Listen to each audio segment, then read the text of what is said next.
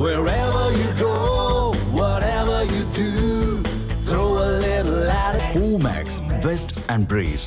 நேயர்களுக்கு வணக்கம். தமிழ் ஜனம் டிஜிட்டல் எக்ஸ்க்ளூசிவ் நிகழ்ச்சிக்கு உங்களை வரவேற்கிறோம். தங்கத்தினுடைய விலை அபரிதமாக அண்மை காலங்களில் ஏறிக்கிட்டு வருது. இதுக்கு பின்னாடி அமெரிக்காவினுடைய ஒரு சதி இருக்கும் அப்படின்னு சில பொருளாதார வல்லுநர்கள் சொல்கிறாங்க. அது என்ன அப்படிங்கிறது குறித்து தான் இன்றைக்கு டிஜிட்டல் எக்ஸ்க்ளூசிவ் நிகழ்ச்சியில் பார்க்க இருக்கிறோம்.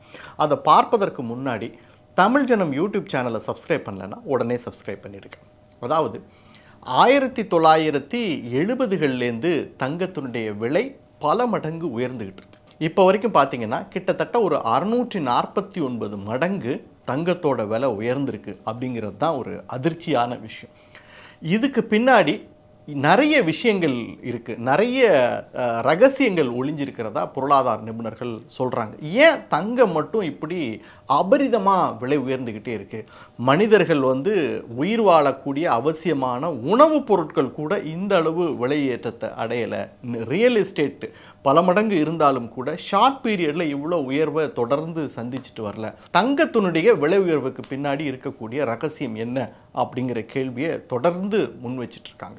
நீங்கள் அண்மை காலங்களில் பார்த்தீங்கன்னா, அதாவது கடந்த 2015லேருந்து 2025 வரைக்கும் தங்கம் ஒரு பவுனு 1 லட்சம் ரூபாய் வரைக்கும் விலை உயர்ந்திருக்கு. அதோட ஒரு பெரிய ஷாக்கிங்கான விஷயம் என்ன அப்படின்னு பார்த்தீங்கன்னா, கடந்த 2024லேருந்து இந்த 2025க்குள்ள கிட்டத்தட்ட ஒரு 45,000 ரூபாய் விலை உயர்ந்திருக்கு அப்படிங்கிறது தான் ஒரு ஷாக்கிங்கான விஷயம்.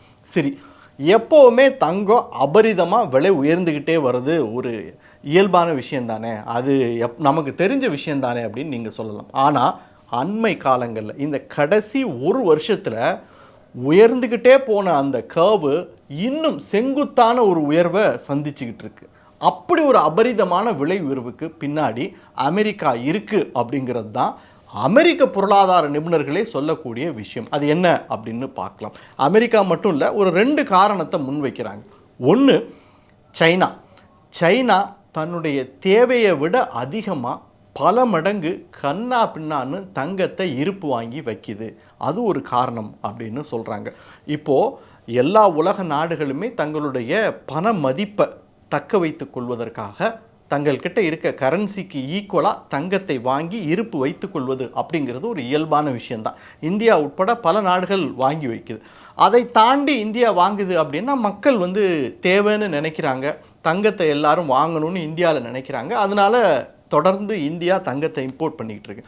ஆனால் சைனாவில் நிலைமை அப்படி இல்லை. மக்கள் தங்கம் வாங்கணும்னு நினைக்கல, ஆனால் சீன அரசு வாங்கி குவிச்சுக்கிட்டே இருக்கு. சரி, இதனால ஒரு விலை உயர்வு இருக்குன்னு சொல்லலாம். இன்னொரு விஷயம் என்ன சொல்கிறாங்க, அமெரிக்காவினுடைய சதி என்ன அப்படின்னு பார்த்தீங்கன்னா, அமெரிக்கா உலகத்திலேயே இன்னைய தேதியில் மிக அதிகமான கடன் வாங்கின நாடாக இருக்குது. அதனுடைய பொருளாதாரம் தொடர்ச்சியாக மோசமாகிக்கிட்டே இருக்குது. வேலை வாய்ப்பு ரொம்ப குறைஞ்சிக்கிட்டே வருது. அதனால் என்ன செய்கிறதுன்னு தெரியாமல் திண்டாடிக்கிட்டு இருக்காங்க. இந்த சூழ்நிலையில் தான் அமெரிக்கா ஒரு திட்டத்தை கையில் எடுத்திருக்கு. அது என்ன அப்படின்னு பார்த்தீங்கன்னா, அமெரிக்காவினுடைய ஃபெடரல் ரிசர்வில் கையிருப்பில் இருக்கக்கூடிய தங்கத்தினுடைய விலையை இன்னைய வரைக்கும் ஒரு அவுன்ஸு $42.2 அப்படின்னு தான் லெட்ஜரில் எழுதி வச்சுருக்காங்க. இது எப்போ போட்ட ரேட் அப்படின்னு பார்த்தீங்கன்னா, 1970களுக்கு முன்னாடி இந்த $42.2 அப்படின்னு போட்டது. இன்னைக்கு சந்தை மதிப்பு ஒரு அவுன்ஸ் தங்கத்தினுடைய விலை கிட்டத்தட்ட $3,000. ஆனால் இன்னைக்கும் அமெரிக்காவினுடைய ஃபெடரல் ரிசர்வ் லெட்ஜரில் $42.2 அப்படின்னு தான் பதிவு பண்ணப்பட்டிருக்கு. இப்போது இதை தான் மறுமதிப்பீடு செய்ய போகிறாங்க. ஏன் அப்படின்னா, இப்படி மறுமதிப்பீடு செய்வதன் மூலமாக ஓவர் நைட்டில் அமெரிக்காவினுடைய ஒட்டுமொத்த கடனையும் அடைச்சிடலாம் அப்படின்னு சொல்கிறாங்க பொருளாதார நிபுணர்கள். அதாவது லெட்ஜரை எடுத்து இப்போ இருக்கக்கூடிய அந்த $42.2 ஒரு அவுன்ஸ் அப்படிங்கிற விலையை டக்குன்னு சந்தை மதிப்புக்கு ஏற்ற மாதிரி $3,000 மாற்றுறதுக்கு அமெரிக்கா ஒரு திட்டத்தை கையில் வச்சுருக்கு. அப்படி மாற்றினாங்கன்னா தங்கத்தினுடைய விலை இன்னும் கண்ணாபின்னான்னு உயரும். இப்போ சமீபத்தில் தங்கம் விலை உயர்வுக்கு காரணம் கூட அமெரிக்கா கையில் எடுத்திருக்க இந்த திட்டத்தினால தான் அப்படின்றாங்க. அப்படி மாற்றும் பட்சத்தில் ஓவர் நைட்டில் அமெரிக்காவினுடைய ஒட்டுமொத்த கடனும் தீர்ந்து போயிடும். அது மட்டும் இல்லை, அவங்களுடைய பற்றாக்குறையும் தீர்ந்துடும் அப்படிங்கிறது தான் பொருளாதார நிபுணர்கள். இன்றைக்கி இருக்கக்கூடிய சூழ்நிலையில் இந்தியாவில் இருக்கக்கூடிய நடுத்தர மக்கள் தங்களுடைய மிக ஆதாரமான முதலீடாக நம்பிக்கிட்டு இருக்குது தங்கத்தை தான். காரணம் ஏன் அப்படின்னா, தங்கத்துக்கு மாற்றாக வேறொரு முதலீடு அவங்களால கண்டுபிடிக்க முடியல. உதாரணத்துக்கு நீங்கள் பார்த்தீங்கன்னா, நிலமும் பல மடங்கு உயர்ந்துக்கிட்டு வருது. ஆனால் ஒரு சிறிய முன்தொகையை வைத்து, சிறிய தொகையை வைத்து ஒரு நிலத்தை வாங்க முடியாது.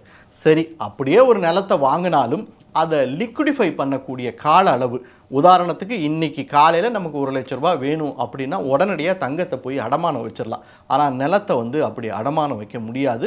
விற்கணும் அப்படின்னு நினச்சாலும் அது கால அளவு எடுத்துக்கும். ஸோ அந்த அளவுக்கு தங்கம் அதனுடைய லிக்விடிஃபை பண்ணக்கூடிய கால அளவு ரொம்ப குறைவு. அப்படிங்கிறனால தான் இந்திய நடுத்தர குடும்பங்கள் தொடர்ந்து தங்கத்தை ஒரு சிறந்த முதலீடாக கருதுகிறாங்க. ஆனால் அதற்கு மத்தியில் இப்படி தங்கத்தினுடைய விலை உயர்வுங்கிறது அபரிதமாக அதிகரிச்சுட்டு வர்றது இந்திய மக்களை கவலை அடைய செய்துள்ளது அப்படிங்கிறது தான் உண்மை.